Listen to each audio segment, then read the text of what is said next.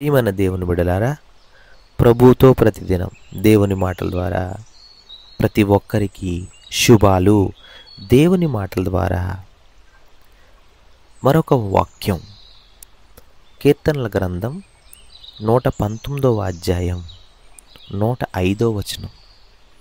నీ వాక్యము, దేవుని వాక్యము నా పాదములకు దీపమును, నా త్రోవకు వెలుగునై ఉన్నది.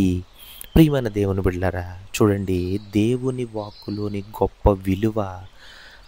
ఎంత కష్టం కలిగినా సరే మనం దాని ప్రకారం జీవించాలన్న మాట మనకి చాలా వాల్యూ అన్నమాట. ప్రియమైన దేవుని బిడ్డలారా, అంటే దేవుని వాక్కు మన ప్రవర్తనకు ఒక దిక్సూచిక అన్నమాట, ఒక మార్గదర్శి అన్నమాట.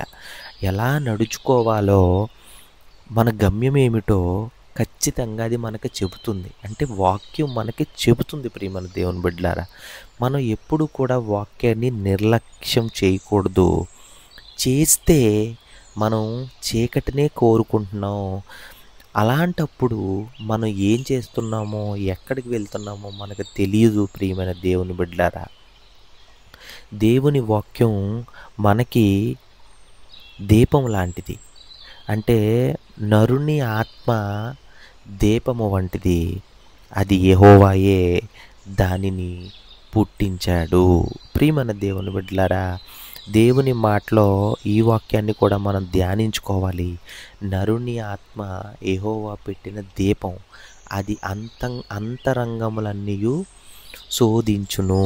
అంటే ఒక మనుష్యుని సంగతులన్నీ అతనిలోనున్న మనుష్య ఆత్మకే గాని మనుషులలో మరి ఎవ్వనికి తెలియను. అలాగే దేవుని సంగతులు దేవుని ఆత్మకే గాని మరి ఎవనికి తెలియవు.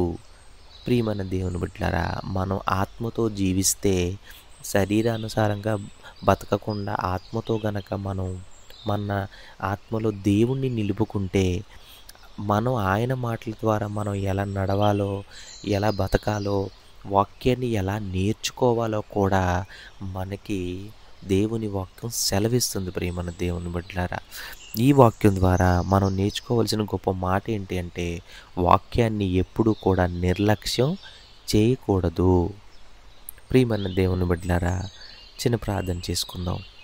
పరిశుద్ధుడా, గొప్ప దేవా, పరలోకమందున్న మా తండ్రి, నీ ఘనమైన నామానికి వందనాలు, స్తోత్రాలు ప్రభువా. ఇదిగో ప్రభువా, ఉదయకాల సమయంలో ప్రభువా, మరొకసారి ప్రభువా, మీ వాక్యం ద్వారా ప్రభువా, మీ వాక్యం ద్వారా మేము నేర్చుకోవడానికి, ఎలా ఉండాలో చెప్పడానికి, ఎలా బతకాలో తెలియడానికి ప్రభువా, మీరే మాకు మార్గదర్శిగా చూపించి ప్రభువా, ఈ మాటల ద్వారా ప్రభువా, మీరు చెప్పిన ప్రతి ఒక్క మాటనే ప్రతి ఒక్క బిడ్డ ధ్యానించే విధంగా ప్రభువా, వాక్యం ద్వారా నడుచుకునే విధంగా ప్రభువా, చీకట్లోనే మేము ఉండడానికి సిద్ధపాటుగా లేమో తండ్రి.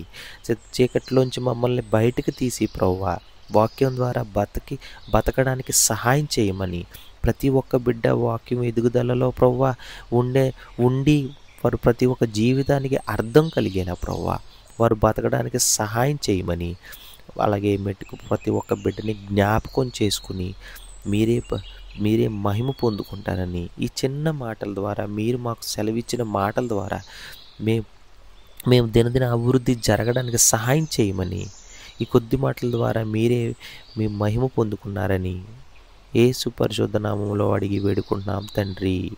ఆమేన్.